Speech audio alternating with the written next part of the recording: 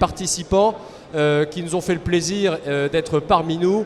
Et nous sommes très honorés d'avoir avec nous Monsieur le ministre du Tourisme, Monsieur Fofana. Merci d'être parmi nous. Nicolas Jean, associé chez Gide et grand spécialiste de la filière, et deux très grands professionnels que nous connaissons maintenant depuis de nombreuses années. Tant vous, Monsieur Mossadegh Bali, avec votre groupe Azalaï, et Jean-Bernard Falco, entrepreneur dans le tourisme en France depuis presque plusieurs décennies, même plusieurs décennies, que nous connaissons aussi fort bien. Alors je suis très heureux de vous recevoir parce que vous le savez bien évidemment, BPI France est la banque du tourisme en France, avec un savoir-faire sur un territoire et des professionnels que nous accompagnons depuis 3 générations, Monsieur le ministre, puisque la banque publique que nous représentons aujourd'hui s'appelait le Crédit Hôtelier en 1923. Et donc ce sont des racines très profondes et 3 générations de familles que nous accompagnons dans cette filière.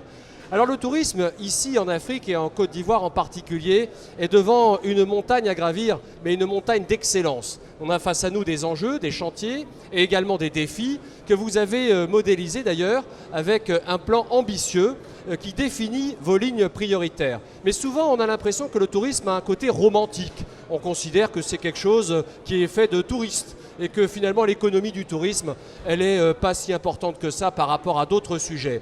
Vous savez que ce n'est pas notre conviction. En France, le tourisme représente 7% du PIB. Il est tout aussi important ici en Côte d'Ivoire et vous avez une ambition extrêmement forte.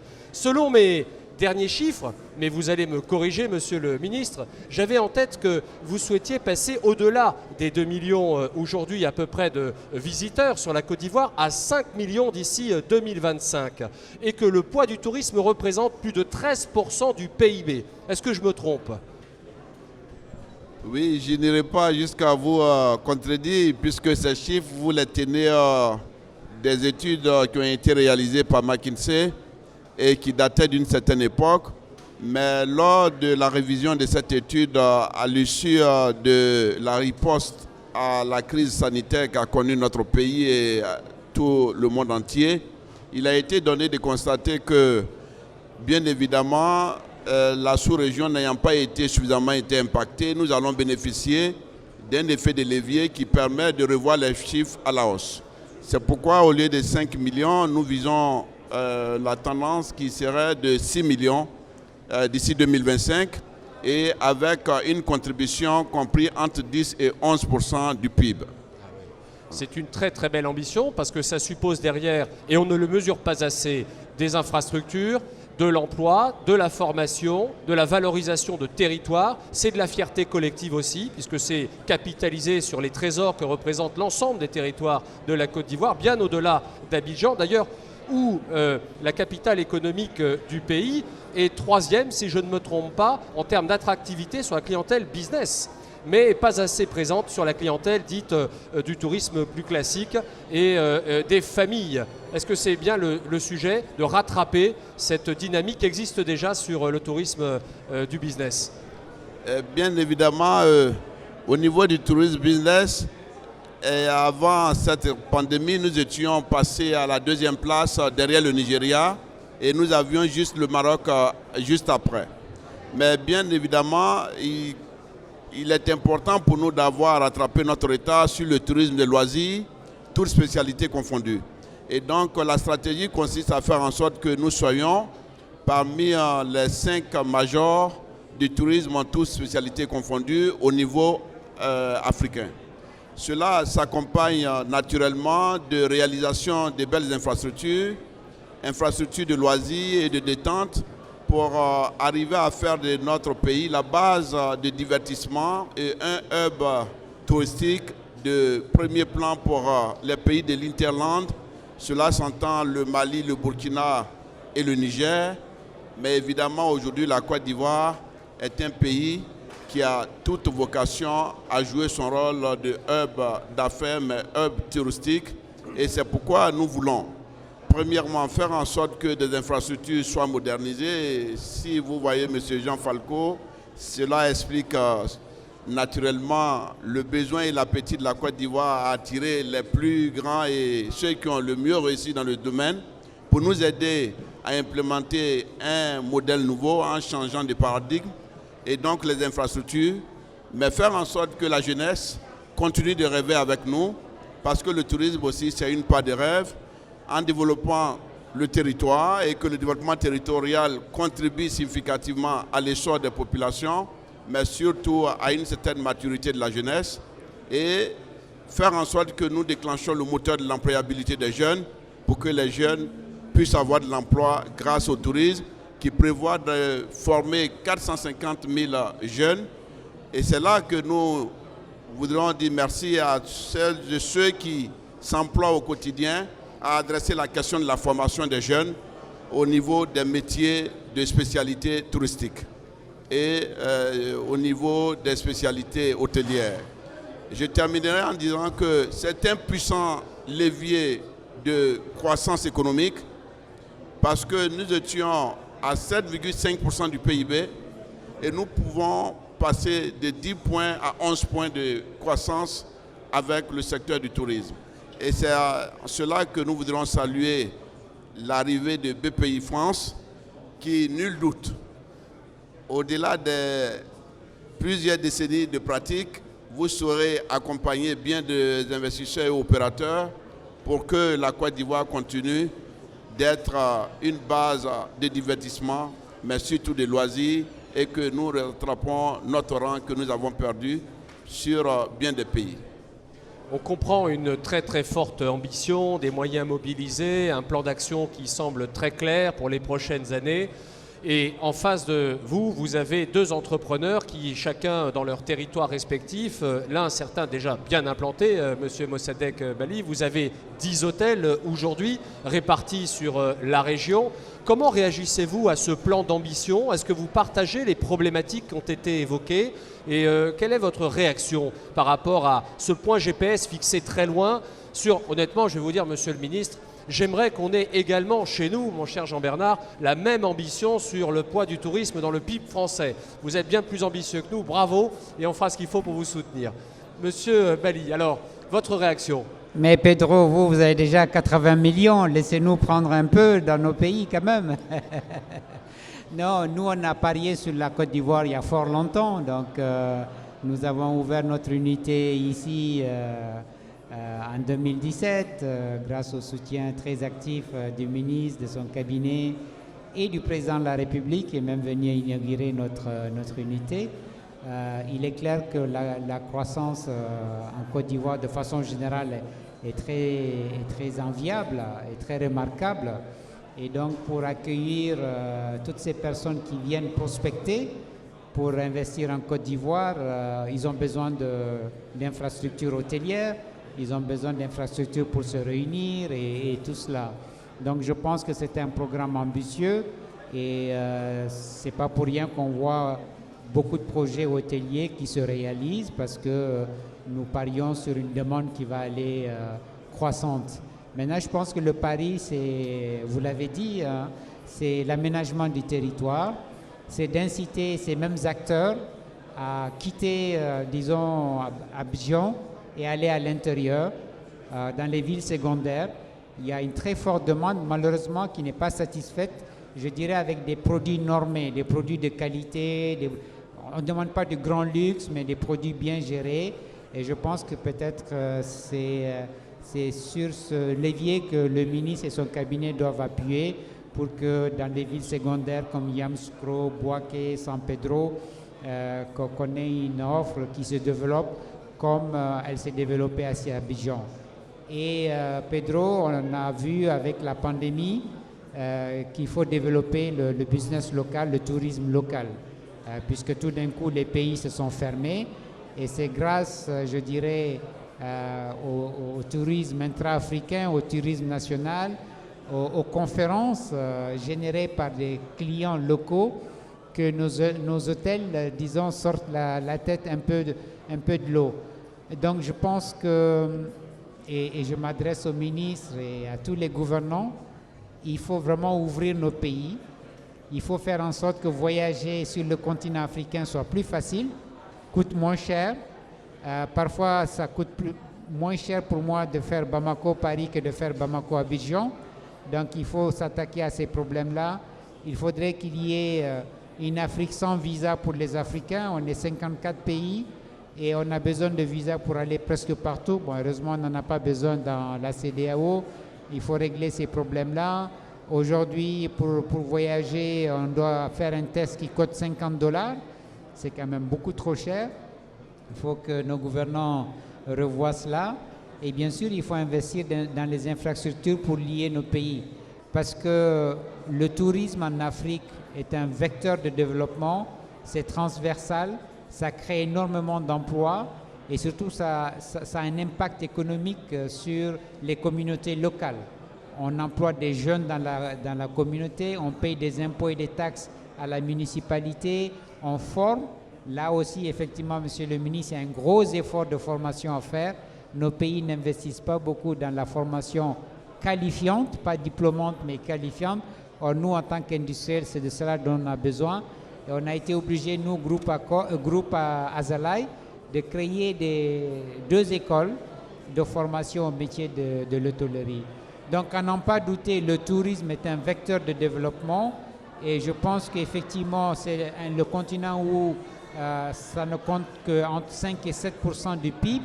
Un pays comme la Grèce, c'est 20% du PIB. Donc la progression, la marge de progression est énorme. Merci Mossadegh. On comprend bien le sujet. On voit qu'il y a des sujets de flux pour réussir à améliorer les transitions d'un pays à l'autre sur le continent pour la clientèle intérieure. On comprend l'enjeu du capital humain. Vous l'avez cité, Monsieur le ministre. Il est essentiel. La formation, la détection, la formation et l'accompagnement de cette jeunesse vers ses besoins d'emploi. 450 000, vous les avez cités, ces chiffres. C'est absolument considérable.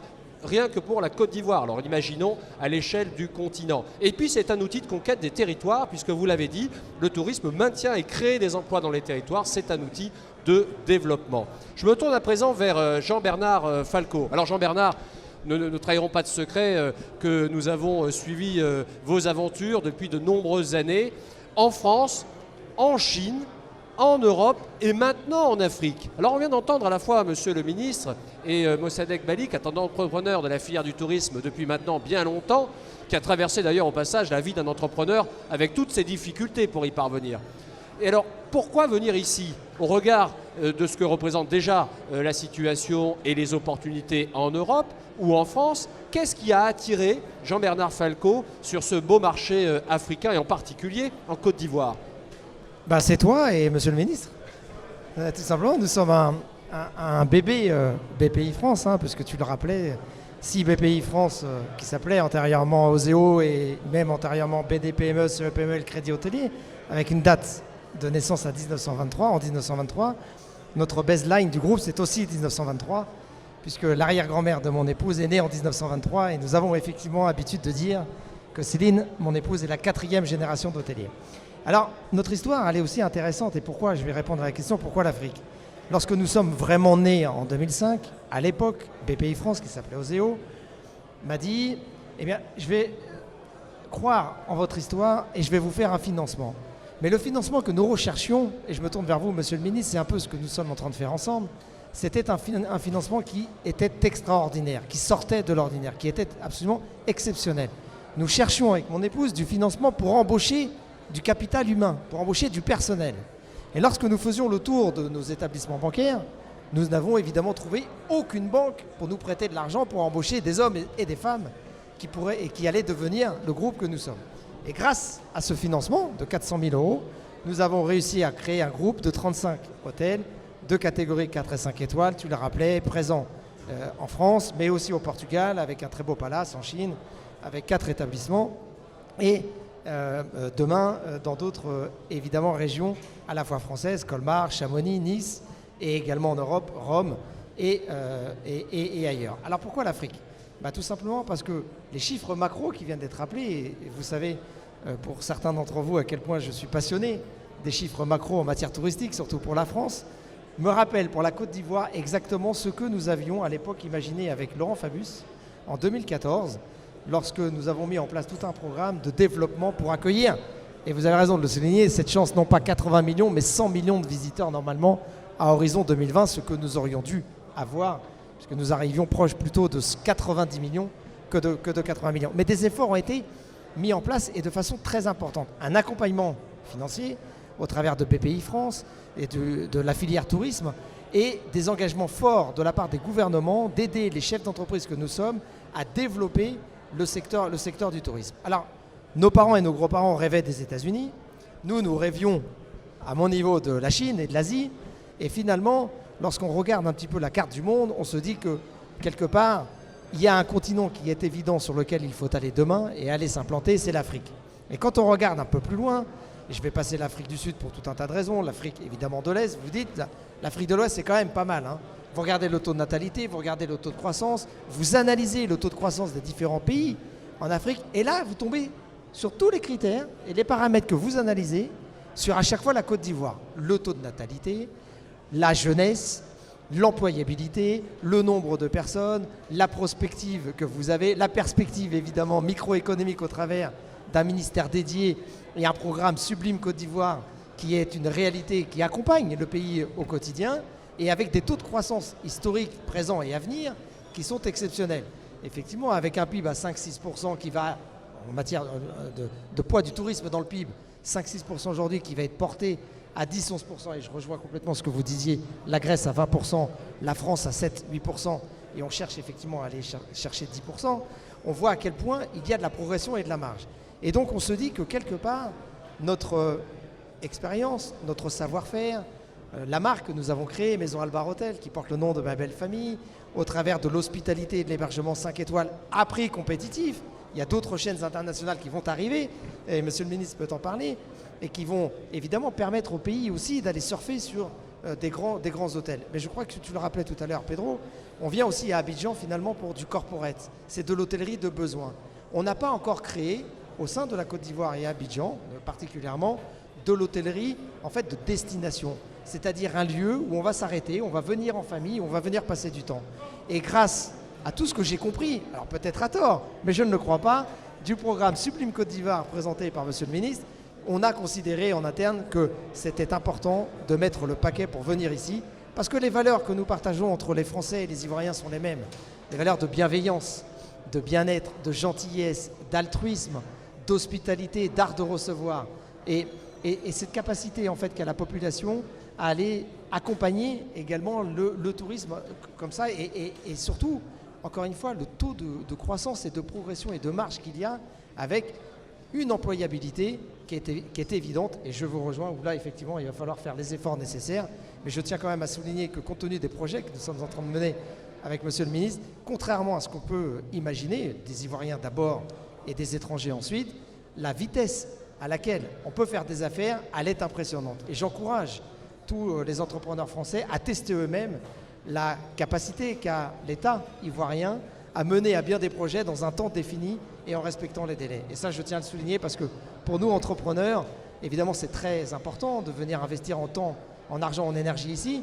Mais si on n'avait pas le sentiment d'être accompagné comme nous le sommes, je pense qu'il y aurait beaucoup moins d'entrepreneurs et le pays est amené à vivre quelque chose d'assez exceptionnel en matière de tourisme. Merci beaucoup Jean-Bernard. Je me tourne avec, une fois qu'on a entendu cet enthousiasme qui accompagne une ambition et une volonté et un optimisme, vous savez que c'est des valeurs qui nous sont chères, je me tourne vers un observateur avisé. Et pardon de vous qualifier comme ça, cher maître. Nicolas Jean, vous êtes avocat associé chez le cabinet Gide et vous observez avec beaucoup de finesse depuis de nombreuses années, d'abord l'émergence du projet Sublime Côte d'Ivoire. Vous savez le traduire, vous en avez une lecture d'ailleurs très intéressante.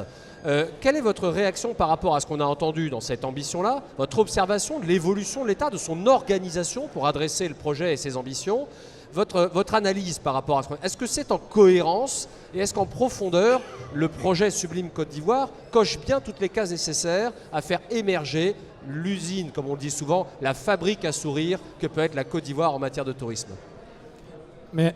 Merci beaucoup Pedro pour cette introduction, cette présentation.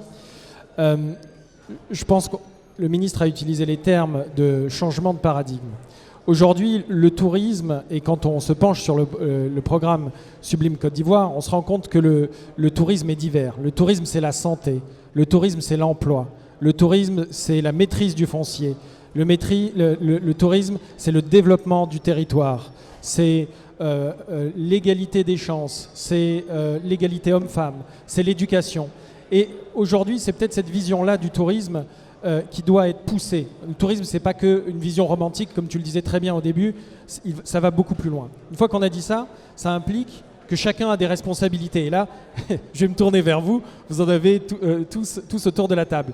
L'État a des responsabilités, la responsabilité de structurer un secteur, de mettre en place les outils au service d'une stratégie, les outils d'autonomisation du secteur, les outils de financement du secteur, les outils de maîtrise du foncier. Donc ça implique une société dédiée, une société d'études dédiée pour que les études soient faites plus rapidement, une agence de gestion du foncier touristique, alors qui peuvent être un même organe, mais on doit traiter la gestion du foncier, on doit aussi être capable de donner des garanties. Et hélas, les projets touristiques aujourd'hui ne sont pas les projets prioritaires, ne sont pas identifiés comme prioritaires alors qu'ils devraient l'être. Une fois qu'on a dit ça, mise en place de mécanismes de garantie, peut-être via des fonds de garantie. Le ministre en parle dans la mise en œuvre de son plan Sublime Côte d'Ivoire. Donc la première, c'est la responsabilité de l'État de structurer le secteur.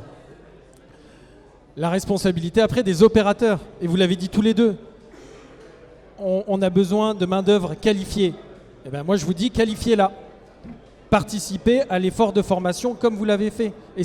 Et comme tu en parles toi aussi en disant il faut qu'on rencontre le ministre de la formation professionnelle, le ministre de l'emploi. Aujourd'hui, c'est aux opérateurs aussi de s'investir. Et ça, c'est valable pour le tourisme, mais c'est valable pour tous les secteurs de manière générale. Enfin, les financiers, ceux qui mettent l'argent sur la table. Je pense qu'il faut arrêter d'avoir en tête cette vision, là aussi un peu désuète, même si elle est assez neuve, du financement à impact. C'est quoi le financement à impact? Là, je me tourne vers vous. C'est créer de l'emploi, c'est avoir un pays plus sûr, c'est avoir un pays où il y a plus d'échanges multiculturels, interculturels. C'est un pays qui développe le tourisme. Et donc là aussi, il faut arriver à tous ensemble à changer la vision que les financiers ont du tourisme. Le tourisme, financer le tourisme, c'est financer l'impact. C'est pas, il faut arrêter de se dire que le financement impact, c'est seulement faire du financement d'énergie solaire. C'est très important, mais le tourisme, inclusion sociale, ça doit être du financement impact. Donc, pour moi, et financer aussi, bien entendu, ça on l'a pas dit, mais c'est un vrai frein, financer les études. Il n'y a pas de projet aujourd'hui sans études. Et je crois que Jean-Bernard donnait un exemple très intéressant. Lui, s'il a pu développer ce groupe qui emploie aujourd'hui 1200 personnes, s'il emploie aujourd'hui 1200 personnes, c'est parce qu'au début, on lui a prêté de l'argent pour employer des gens. Voilà, je pense qu'aujourd'hui, il faut savoir prêter de l'argent pour réaliser des études techniques qui permettront de développer des projets de manière cohérente et qui sont conformes à l'ambition que peuvent avoir les gouvernements et en particulier le ministre Fofana. Merci cher Nicolas Jean. Je comprends bien à vous écouter en fait que il faudrait une BPI pour le tourisme ici en Côte d'Ivoire qui saurait répondre à ses besoins de financement, qui saurait répondre à ces problématiques de connaissances sectorielles. Encore faut-il que la profession bancaire sache analyser ces risques, sache les porter et sache également, pour les investisseurs, valoriser au-delà de l'impact que vous citiez. Alors je reviens vers vous, Monsieur le Ministre. On vient de faire un tour de table à la fois passionnant, clair, qui a fixé le débat et qui montre à quel point la cohérence par rapport à la boucle que nous venons de créer est absolument totale. Vous avez ici quelques entrepreneurs, bien évidemment, mais surtout demain, plusieurs centaines de milliers qui vont vous entendre sur les replays, et partout en France, comme d'ailleurs probablement ici en Côte d'Ivoire. Quel message avez-vous envie de leur passer en quelques mots? Qu'est-ce que vous avez envie qu'ils retiennent aujourd'hui, le 2 juin 2021, ici en Côte d'Ivoire? Merci, Monsieur Pedro. Je pense que c'est passionnant d'entendre des professionnels exprimer de la même vigueur et de la même ténacité les préoccupations qui touchent le secteur du tourisme et que nous partageons entièrement. Évidemment, contribuer significativement au développement territorial, contribuer à l'employabilité des jeunes qui constitue une préoccupation majeure de tout gouvernement, en sachant qu'à terme, d'ici les 10 prochaines années, nous allons avoir sous la main près de 11 à 12 millions de jeunes qu'il va falloir caser. Et quels sont les secteurs qui vont pouvoir porter l'espérance et la croissance de l'emploi de toute cette jeunesse en quête d'emploi. Et je suis tenté de dire qu'il faut éviter même de changer là aussi de paradigme en évoquant la préoccupation de l'employabilité pour chercher un terme plus en adéquation avec, pour dire qu'il est plus en plus question de voir comment occuper les jeunes. Et donc, c'est d'étudier la possibilité de leur donner des passerelles d'occupation. Et en utilisant le tourisme comme un vecteur inclusif. Il est pour moi une occasion qui est donnée ici de dire que la question de la mobilité urbaine et de la fluidité routière ne pourra pas être traitée par la construction et le développement d'infrastructures. Il faut avoir développé le territoire et le développement territorial ne peut se faire comme M. Bali et comme M. Jean-Bernard Falco l'ont dit. Il est important pour nous d'avoir à développer le territoire, à faire en sorte que les villes secondaires aient les mêmes chances, donc l'égalité des chances qu'évoquait tout à l'heure Jean-Nicolas, épouse confortablement notre idée. C'est pourquoi, en partant d'ici, je voudrais lancer un appel. Que le tourisme apparaisse désormais aux yeux des gens et de tout observateur économique comme une opportunité. Et un changement de paradigme doit s'opérer pour utiliser le tourisme comme un vecteur de croissance et un véritable pilier très puissant de développement économique pour les années prochaines et les années à venir, parce que le monde va continuer à aller à la rencontre du reste du monde et toute population va éprouver le besoin d'aller à la découverte de son environnement et de sa nature. Quoi de plus normal d'utiliser le tourisme pour en faire un moteur de croissance plutôt que de développer des matières premières qui peuvent être dépréciées sur le marché, mais l'homme ne gagne qu'en valeur et se bonifie de jour en jour à la connaissance et à la conquête de l'autre. Voilà le tourisme qui se présente sur ses meilleurs jours et au sortir de cette crise. Combien sommes-nous nécessités de vouloir aller à la rencontre du reste du monde? Et c'est pour ça que le tourisme se présente avec de beaux jours encore devant. Et nous invitons tout investisseur à se saisir du tourisme comme un levier puissant de croissance et générateur de revenus et de valeurs pour le monde et pour la génération qui vient après nous. Monsieur le ministre, vous êtes particulièrement convaincant. Je vais vous demander de vous applaudir et d'applaudir nos intervenants en les remerciant. Bravo.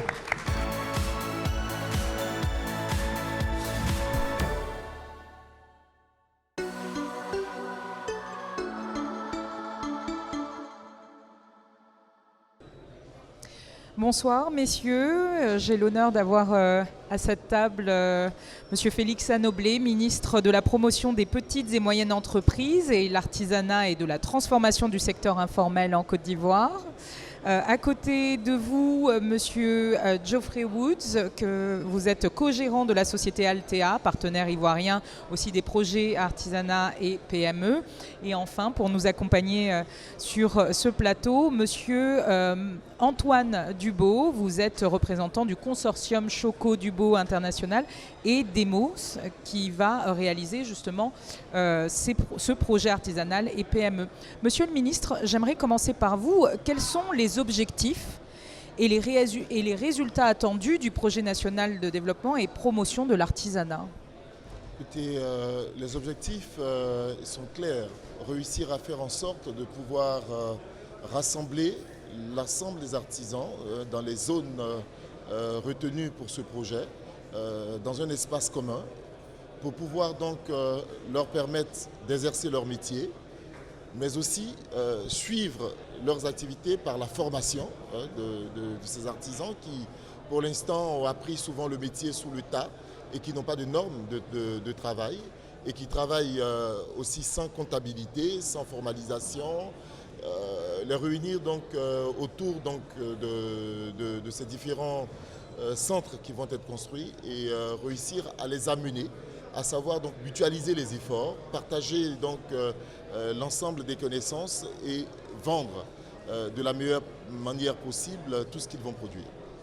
5 millions d'artisans estimés en Côte d'Ivoire. En quoi ce projet va les aider à sortir de l'informel ? Écoutez, 5 millions d'artisans, c'est je dirais 4 999 000 qui sont dans l'informel. Ce projet va les réunir dans un espace où on n'y entrera pas d'abord sans avoir été formalisé. Donc déjà, c'est un pas très important.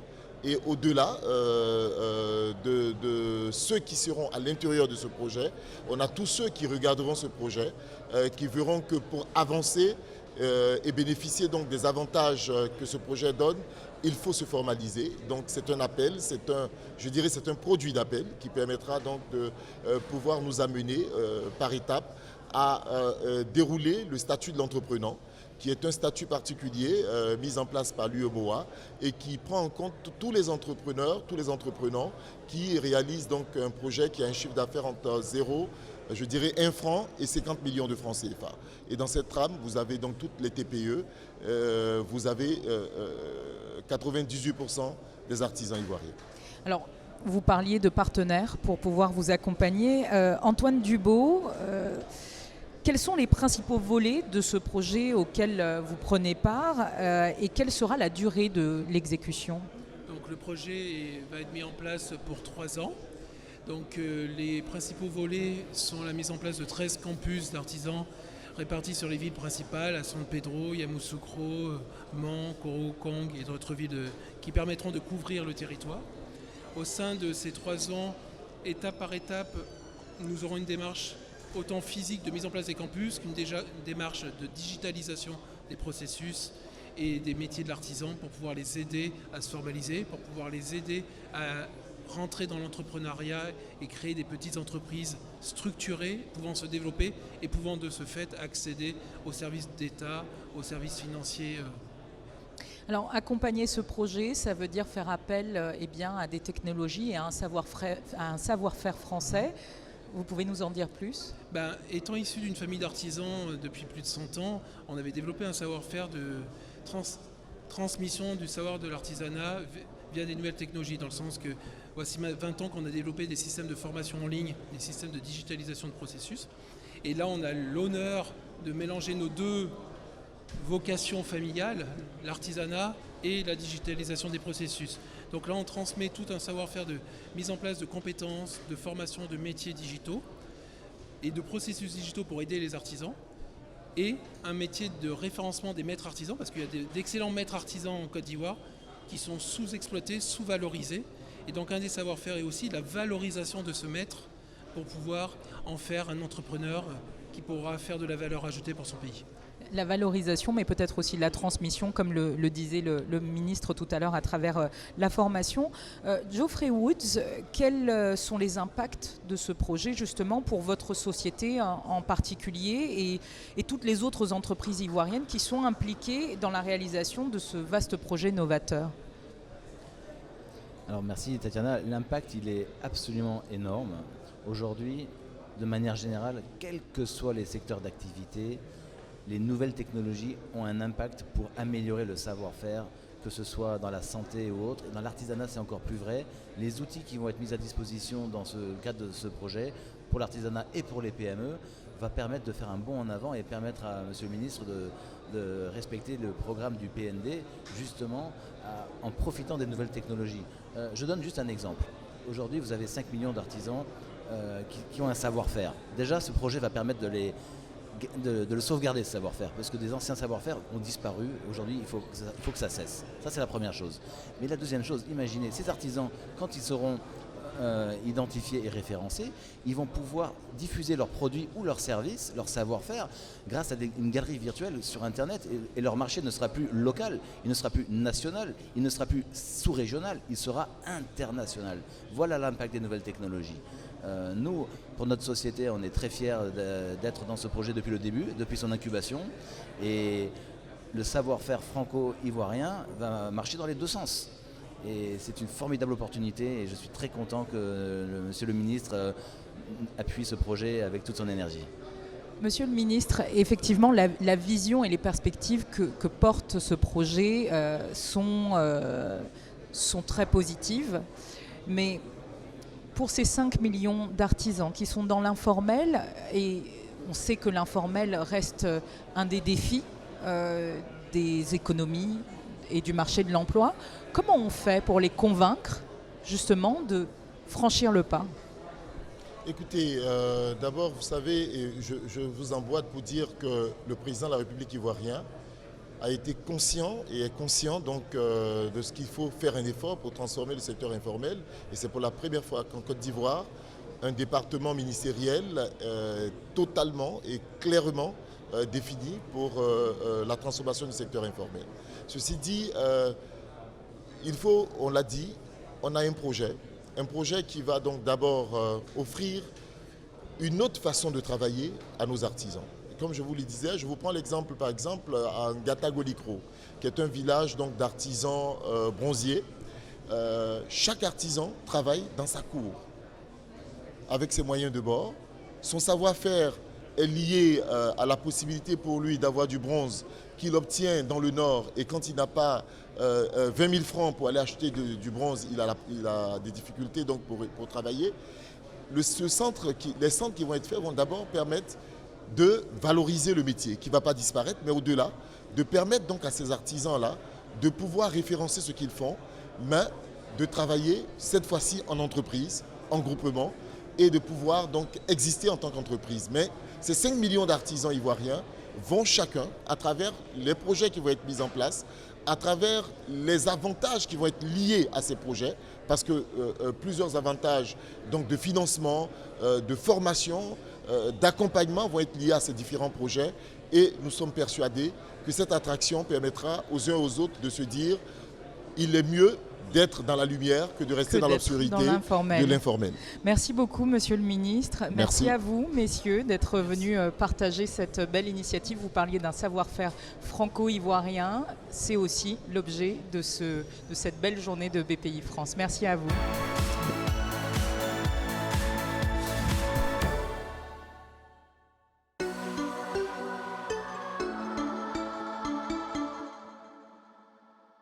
Bonsoir, Madame Awassila, vous êtes la conseillère technique de la ministre de la Femme, de la Famille et de l'Enfant. Je vous remercie d'avoir accepté notre invitation. Vous êtes accompagnée de Monsieur Isaac Yamba-Yao, vous êtes le DG de la Poste Côte d'Ivoire.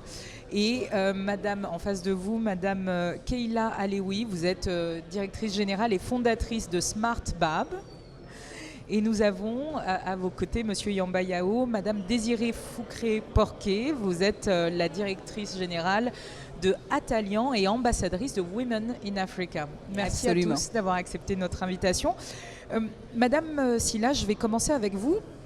Quels sont les objectifs et les résultats attendus de ce projet innovant, public et privé, qui réunit la Poste de Côte d'Ivoire ainsi que la start-up de Smart Bay?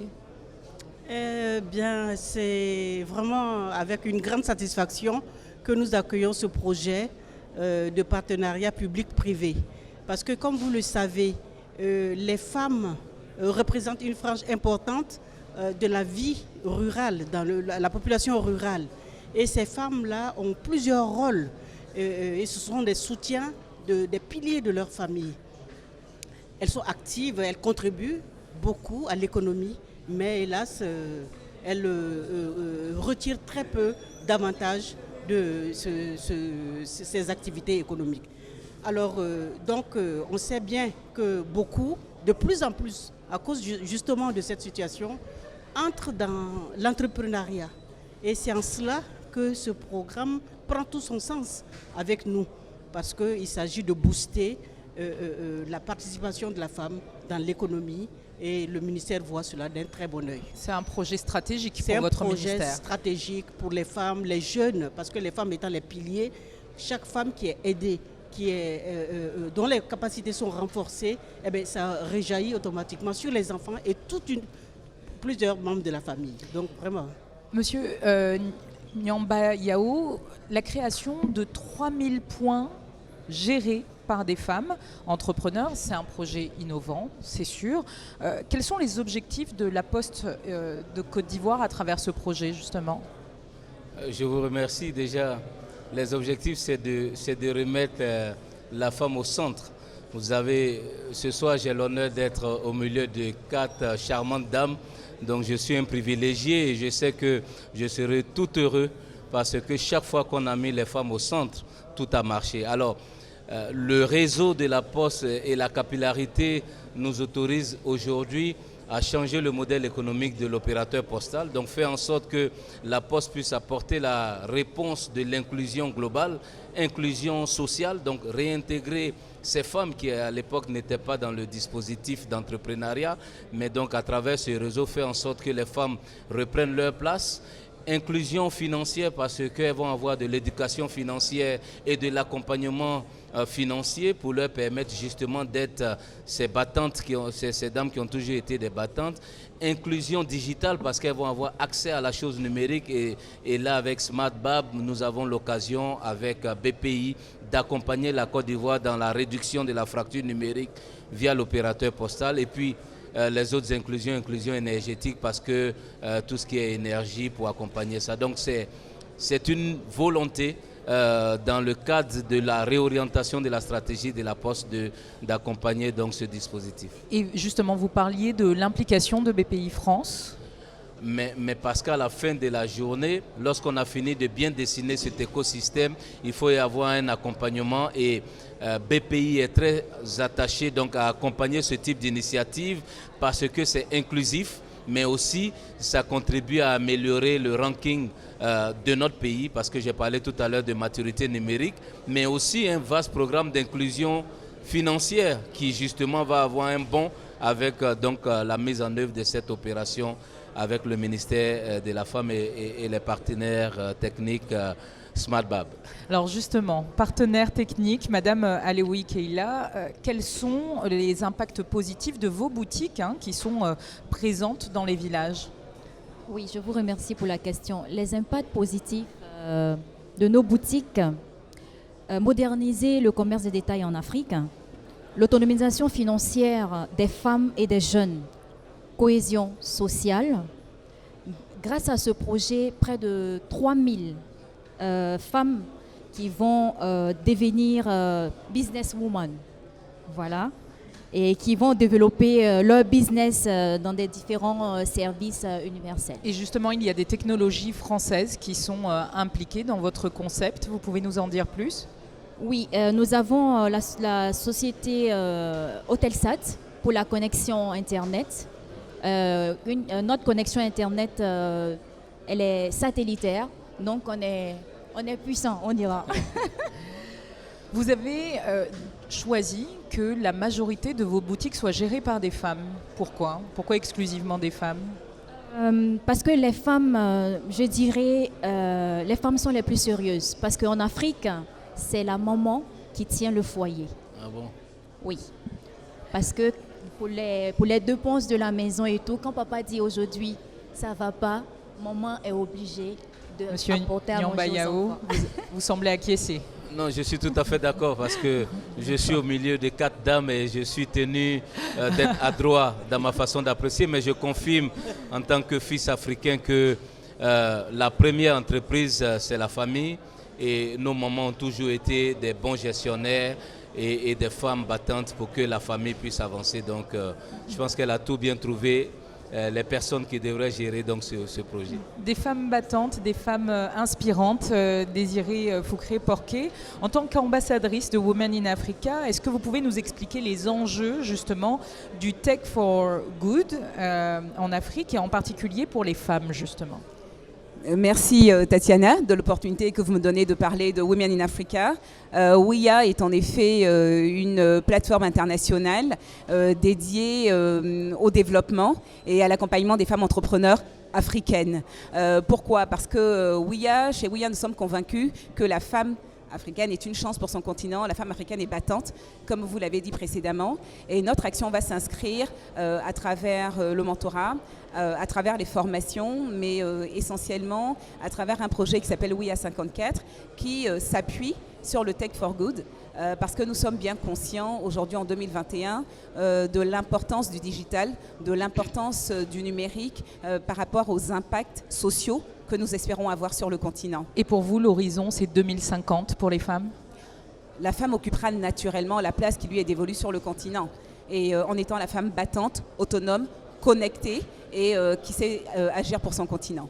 Madame Awassila, le mot de la fin, donc des femmes impliquées pour l'économie des pays africains et pour, on l'a vu, des échanges de savoir-faire avec l'Europe et l'Afrique. Tout à fait. Et ces femmes-là existent. Elles sont sur le terrain, elles sont dans tous les secteurs de l'économie. Elles sont dans l'artisanat, elles sont dans l'agriculture, dans la poterie. Elles attendaient ce genre de solution digitale pour l'inclusion dont parlait notre fils sur le plateau. Le seul. Voilà. Donc franchement, c'est une aubaine. Merci beaucoup. Merci à toutes et à tous d'avoir été à sur vous. notre plateau.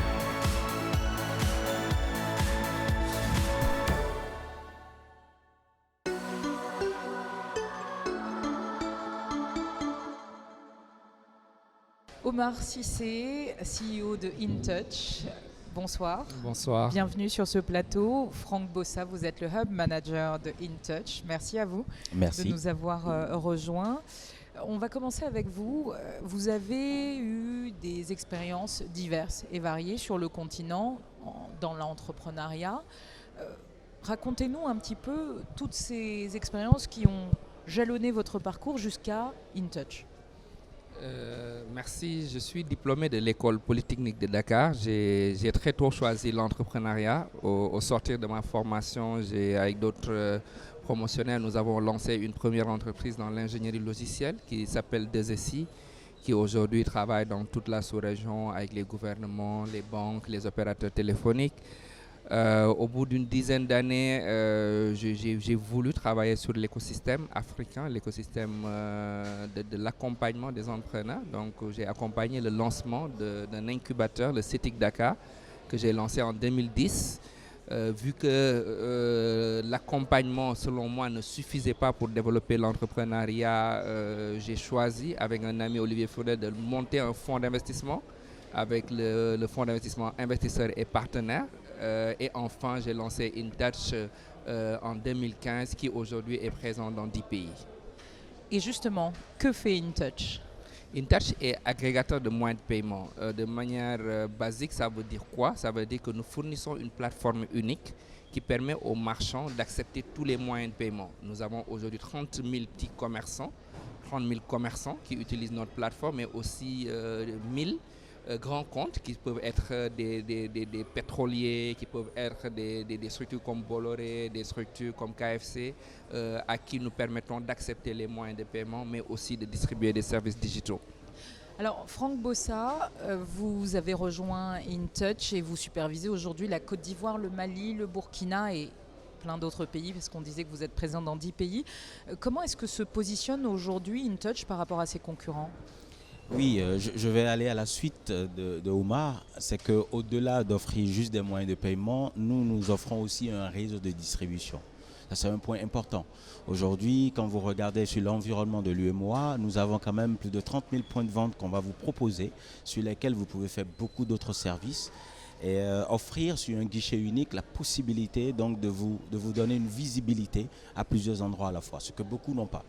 Je pense que le deuxième élément, c'est d'ouvrir un environnement économique rapidement à plusieurs entreprises, à nos partenaires, dans plusieurs pays différents, dans ce monde de libéralité que nous avons aujourd'hui. Je pense que c'est un atout très important que de manière rapide, on puisse vous déployer dans beaucoup de pays et de vous accompagner dans votre succès dans vos entreprises. Donc c'est des points très importants pour nous. Et il ne suffit pas juste de vous déployer, mais il suffit de vous accompagner surtout pour que vous ayez la satisfaction qu'il le faut. Et justement, quels sont les véritables enjeux du paiement en Afrique et quelles sont les perspectives d'InTouch dans le futur à venir ? Excellente question. Je pense qu'aujourd'hui, l'enjeu réel du paiement devient de plus en plus important. Le paiement prend de la force, de la valeur, parce qu'on a fait du mobile money pendant 10 ans, on a fait du cash in, cash out, du transfert de base, je vais dire, d'argent. Mais le paiement devient un élément important pour nous permettre d'utiliser cette technologie-là pour sécuriser un peu plus la collecte des commerçants, dont parlait M. Cissé tout à l'heure, mais aussi donner de la valeur ajoutée aux services de base de digitalisation que nous avons. Donc les enjeux sont gros et Intox se positionne justement sur ces enjeux. Des enjeux pour le futur en 2 mots? Vraiment être ce partenaire de confiance pour les transactions digitales en Afrique. Aujourd'hui, nous sommes dans 10 pays. D'ici la fin de l'année, nous devrions être dans 17 pays. Notre ambition dans les 3 années à venir, c'est d'être dans 25 pays. Eh bien, on vous le souhaite. Merci d'être venu à cet événement Inspire and Connect et on espère qu'il vous a plu. Merci Il nous a beaucoup. inspiré surtout. Merci. Merci à vous.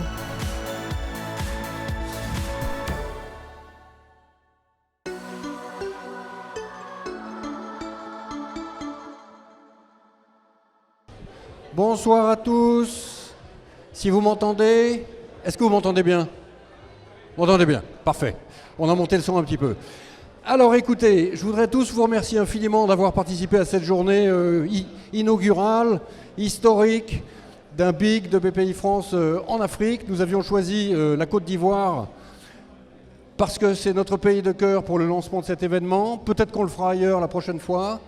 À la rencontre, vous pouvez baisser la musique, à la rencontre des entrepreneurs ivoiriens. Nous sommes de tout cœur avec eux. Nous sortons tous d'une crise qui a été une crise compliquée. J'ai envie de vous dire, cette crise, il ne faut pas la rater. Cette crise, elle est l'occasion de se poser, pas longtemps, et d'accélérer, sachant que l'accélération accélère, vraiment. Ce qui nous a été dit aujourd'hui pendant Inspire, donc pendant la plénière, par l'ensemble des interlocuteurs, c'est qu'il y a une urgence totale à multiplier le nombre d'entrepreneurs en Côte d'Ivoire, urgence absolue. Et BPI France est là pour vous aider à trouver des idées, des solutions, vous dire par où on est passé pour monter les instruments que nous avons montés en France. Ça a pris un peu de temps. C'est une pépite qu'on a polie assez longtemps. Et cette expérience, on veut vous en faire profiter le plus vite possible parce que nous sommes pressés. Ce qu'on sait, c'est que les solutions qui vont devoir être trouvées ici sont des solutions guidées par un principe de simplicité. Simplicité absolue. Humanité, une banque humaine et simplicité. Il ne va pas falloir être trop intelligent. Il va falloir être simple et rapide au service des entrepreneurs. Il va falloir écouter les entrepreneurs constamment. Voilà ce que BPI France peut vous apporter. C'est notre expérience avec les 200 000 clients que nous avons. Nous ne prétendons pas savoir tout. Nous sommes certainement encore là pour apprendre et nous allons apprendre de vous. Et j'ai envie de vous dire que ça me fait plaisir de citer un grand homme politique qui n'est pas ivoirien, Monsieur le ministre, qui est sud-africain, qui est Thabo Mbeki. Et Thabo Mbeki avait dit « La France est citoyenne de l'Afrique ». Et je trouvais que c'était une très belle expression. Et ben, j'ai envie de vous dire que BPI France est citoyen et citoyenne des banques africaines. Voilà, on fait partie de cet environnement. Si on peut aider à le faire avancer dans la direction des besoins des entrepreneurs, on aura fait juste tâche. Et comme c'est une juste tâche, nous allons être aidés, j'en suis convaincu. Alors je voudrais vous dire que nous avons eu des sponsors pour cet événement et que ces sponsors, je vais les remercier en les citant. Alors, il y en a un qui est facile à retenir, c'est le Montreux Comedy Festival. Il doit être encore là, je ne sais pas s'il est encore là, enfin qu'il sache en tout cas qu'il est chaleureusement remercié. Il y a également Famoco, j'ai vu qu'il était là, merci infiniment. Il y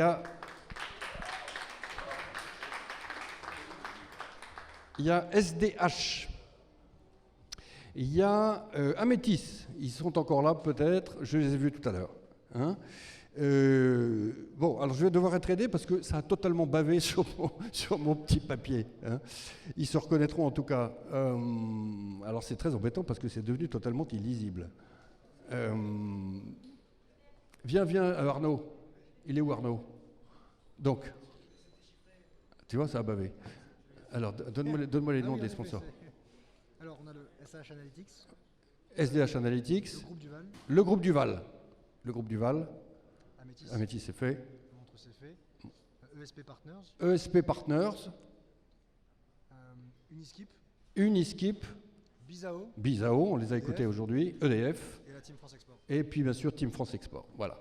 Donc ils soient chaleureusement remerciés. Je voudrais également, plus que chaleureusement, féliciter les équipes qui ont monté cet événement en 3 semaines. Vraiment, je vous demande de les applaudir, mais alors...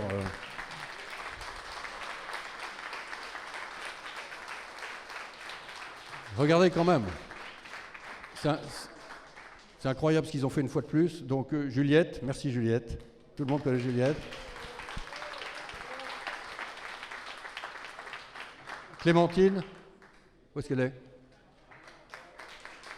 Voilà. AMD Visual.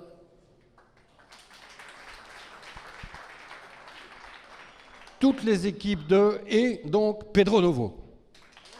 Ouais, Pedro Novo. Voilà, messieurs, mesdames les ministres, merci encore d'être à notre côté ce soir. On vous donne rendez-vous à une prochaine fois. On refera ce genre d'événement. On pense que c'est fondamental. Il y a quelque chose dans la psychanalyse qui s'appelle la libération, la thérapie par la parole. Voilà. Et donc les BIC de BPI France, c'est la thérapie par la parole.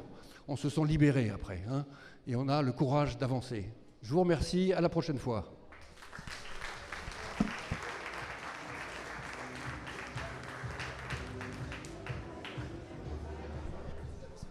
Et bien sûr, et bien sûr l'Institut français. Bien sûr l'Institut français. Hein ?